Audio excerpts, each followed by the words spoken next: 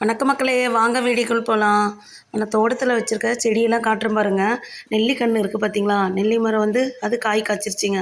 நம்ம ஒரு வச்சுருந்தீங்கன்னா ஒரு 4-5 வருஷம் சென்று நம்மளுக்கே பார்க்குறதுக்கு எப்படி இருக்குது பாருங்கள். தோட்டம் எல்லாமும் நான் காட்டுற தெருவாசலில் எல்லாம் வச்சுருக்கேன். பூச்செடிலாம் அப்படியே என்ட்ரன்ஸ்லேயே வைக்கிறது நம்ம மைண்டு கொஞ்சம் ஃப்ரீயாக இருக்கும் பாருங்கள். பார்க்குறதுக்கு எப்படி இருக்குது பார்த்தீங்களா? தோட்டம் வேஸ்ட்டு செடி மோஸ்ட்லி நீங்கள் வைக்காதீங்க. அவரைக்காய் தான் காய்ச்சிருக்கு. குட்டி செடி தான் பாருங்கள். நம்மளால் முடிஞ்ச அளவு தோட்டத்தில் பயிர் பண்ணுங்க. நம்ம கடையில் வாங்கி சாப்பிட்றத விட வீட்லேயே இதை பாருங்க, மாங்கன்று பூ வச்சுருக்கு, நெல்லிக்கன்று இருக்குங்க. நம்ம வைக்காத கன்று எதுவுமே கிடையாதுங்க.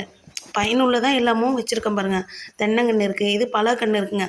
நீங்கள் பலாக்கன்று வாங்க முடினாலும் அதை சாப்பிட்ட வேற இருக்குது பாருங்கள். அதை போட்டிங்கன்னா கண்டிப்பாக முளைச்சி வரும். கொய்யாக்காய் காய்ச்சிருக்கேன், பூ இருக்குது பார்த்தீங்களா? இதெல்லாம் பார்க்குறதுக்கே மைண்டு கொஞ்சம் ஃப்ரீயாக இருக்குங்க நம்மளுக்கு. அப்படி எனக்கு ஒரு மாதிரியாக இருக்குது அப்படின்ட்டு நினைக்கிறீங்க, நீங்கள் தோட்டத்தில் செடி வைங்க. உங்களுக்கு அதை பார்க்குறதுக்காகவே மைண்டு ஃப்ரீயாகிடும் உங்களுக்கே. சப்போட்டா காய்ச்சிருக்கு பார்த்தீங்களா? நான் காட்டுறது எல்லாமே எங்கள் வீட்டில் காய் காய்ச்சிருச்சுங்க. சப்போட்டா காய்ச்சிருக்கு, நெல்லிக்காய், கொய்யாக்காய் எல்லாமும் இருக்குங்க. வாழை மரம். இதே போல் நீங்களும் ட்ரை பண்ணி பாருங்கள். பிடிச்சிருந்தா லைக்